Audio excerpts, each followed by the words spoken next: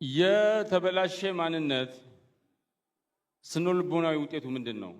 አንድ ሰው ለምሳሌ በጣም ቁጡ ከሆነ ሌሎች ሰዎች ላይ አግሬሲቭ ከሆነ ችግሩ ፍራቻ ላይ የተመሰረተ ማንነት ነው ያለው። ራሱን የሚጠራጠርና ቀሰስተኛ የሆነ ሰው በውስጡ ሀፍረትን ኢንተርናላይዝ ያደርጋል። ስለሚያፍር ሀፍረት ስላለው ውስጡ ጋር በጣም ይቸገራል። ያ ሀፍረት ራሱን መጠራጠርና ፓሲቪቲ ያመጣበታል።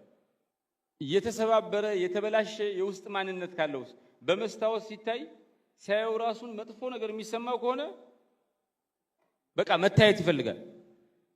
ሌላው በግሩፕ ሌላውን መጨቆን የሚፈልጉ ማንነቶች ኢንሰክር ግሩፕስ ናቸው። በራሳችን ምናምን የሚሉ ማንነቶች ናቸው። እና ይሄ ግሩፕ ናርሲሲዝም የሚባለው ፋንዳሜንታሊ ያ ችግር ነው። እና ምን ይባላል?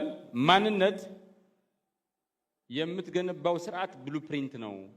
እያንዳንዱ የሚገነባው ነገር ከበስተጀርባው ባለው የማንነት ትርጉም ላይ ይመሰረታል።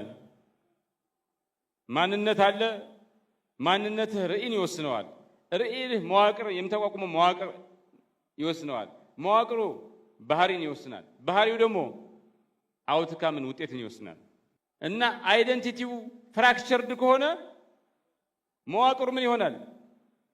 ፍራጅል ይሆናል። አይደንቲቲው ውሸት ከሆነ ርዕዩ ምን ይሆናል? ጥልቅ አይሆንም።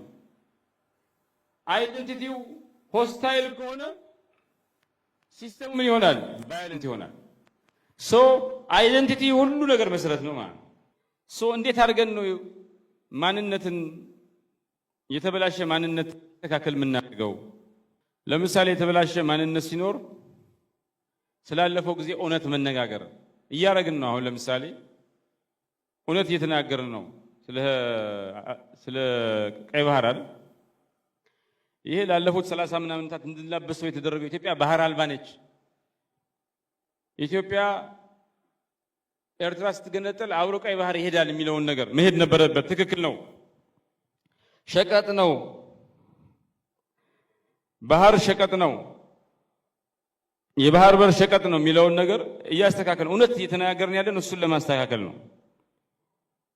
ሁለተኛ የተበላሸ ማንነትን ለማስተካከል ባህልን እንደገና እንዲያቆጠቁጥ አዲሱ ትክክለኛው ባህል እንዲያቆጠቁጥ ማድረግ ይጠይቃል። እውነተኛ ባህል እንዲቆጠቁጥ ስናደርግ በራስ መተናነች ከፍ ይላል። የባለቤትነት ስሜታችን ከፍ ያድጋል። ኢኖቬሽን ይጨምራል። አካታች የሆነ ብሔራዊ ትርክት ሲኖር የጋራ ማንነትና ትምምን ያድጋል። የግል ማንነትን መሰረት ያደረገ ስራ ሰዎች እንዲሰሩ ሲፈቀድላቸው፣ የግል ማንነት በነፃነት እንዲያዋቅሩ ሲፈቀድላቸው ሰዎች ኢሞሽናሊ ኢንተለጀንት ይሆናሉ። መሬት ላይ የረገጠ አመራር ይሰጣሉ።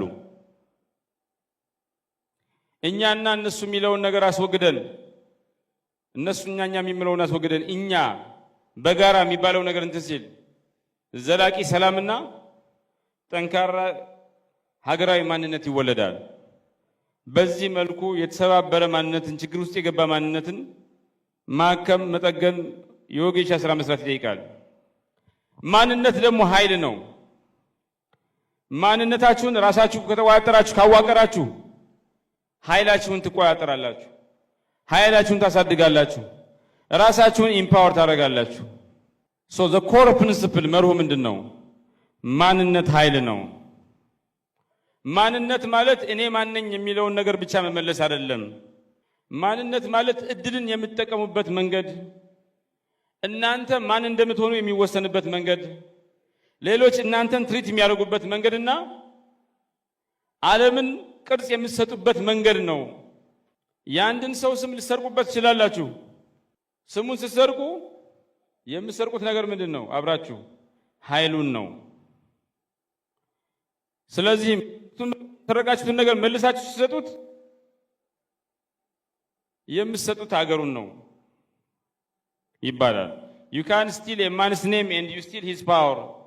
You give him back his history you give him a nation ይባላል። ማንነት የኃይል መሰረት የሚሆነው እንዴት ነው? ማንነት ድምጽ ይሆናል። ማንነት ስለምን መናገር እንዳለባችሁ ስለምን መናገር እንደሌለባችሁ ይወስናል። በመሆኑም ማንነት ከዝምታ ወደ ራስን መግለጥ ወደ ሰልፍ ኤክስፕሬሽን እንዲሻገር ያደርጋል። ማንነት አቅጣጫ ያመላክታል። ማንነት ዓላማችሁን ተልእኳችሁን ይወስናል። እኔ የተወለድኩት ይሄን ለማድረግ ነው እንድትሉ ያደርጋል። ማንነት የማን አካል እንደሆናችሁ ከማን ጋር እንደምትሰሩ ከየት እንደመጣችሁ ያሳያል። ማንነት ዋጋ እንድትከፍሉ ከማዕበሉ አገንስት ዘ ታይድ ቢሆን ዋጋ ከፍላችሁ አይበገሬ የሆነ አመራርነት እንድትሰጡ ለህዝባችሁ ዋስና ጠበቃ እንድትሆኑ ያደርጋል። ማንነት ድንበር ያበጃል። የማትቀበሉትና የምትቀበሉትን የምትሆኑትና የማትሆኑትን ያሰምራል።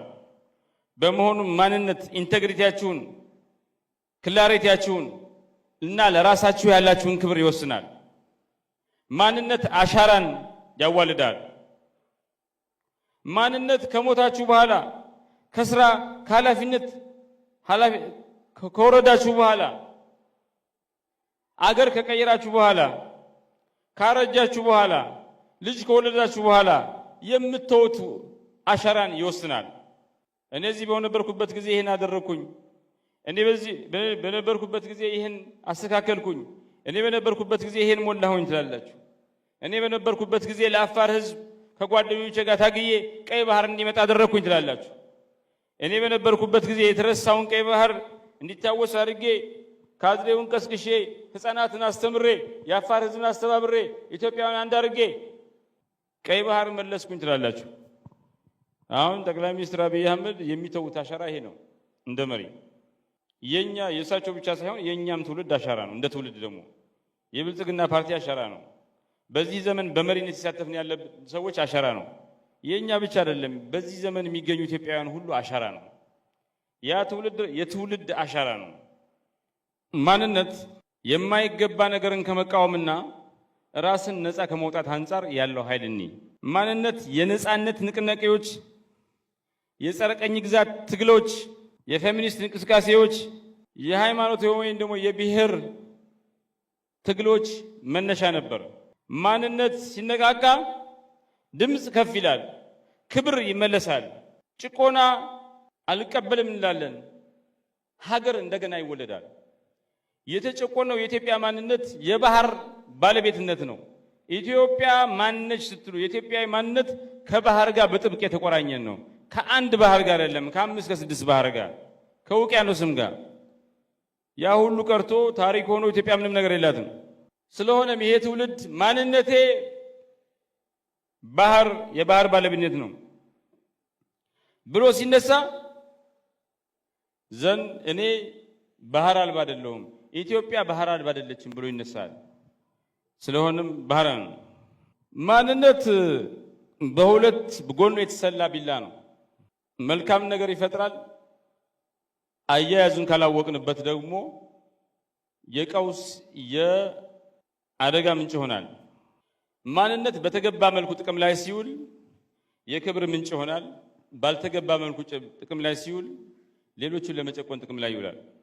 ማንነት በተገባ መልኩ ጥቅም ላይ ሲውል ራስን የማን ግሩፕ እንደሆንክ የማን አባል እንደሆንክ ከየት እንደመጣህ መልስ ለማግኘት ያገለግላል።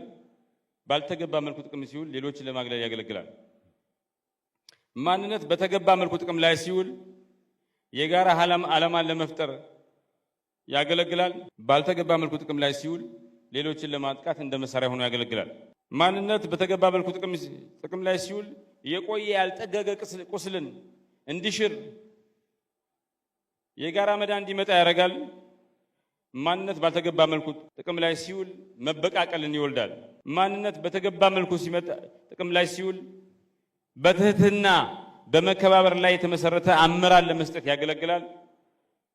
ማንነት ባልተገባ መልኩ ጥቅም ላይ ሲውል በትዕቢት በንቀት ላይ ሌሎችን በንቀትና በትዕቢት ለመምራት የሚያስችል የሚያደርግ መጥፎ ነገር ይሆናል።